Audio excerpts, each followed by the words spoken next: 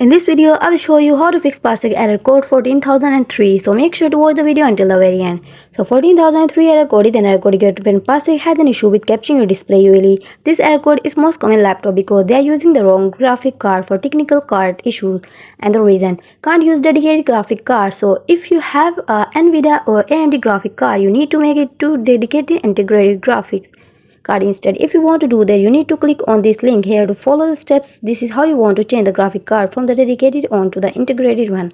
So if you have NVIDIA here, for example, you will have to go to the NVIDIA control panel, and then you need to click on manage 3D settings and then auto select, and auto select you need to click on the program settings tab, then click add to a new program, then select Parsec application to make it to your integrated one instead. So here I select a program and then change the preferred graphic card processor to the integrated graphics, and then you will need to click apply. Sometime the game can, if the game is not running in full screen, it can cause issue with that as well. So then there is also issue with the lock screen and UAC and protect the desktop, and the other issue is your PC either has no monitor or it's virtual machine, or you can turn off your monitor on the host. So if you are using a virtual machine or any of these, that could be an issue as well. But there are also a window multi-user system, so if you have a multi-user and the other one is locked in, you won't be able to run correctly. And lastly, there is also issue with the window RDP. If you don't know what is this, you can just ignore this part of the video.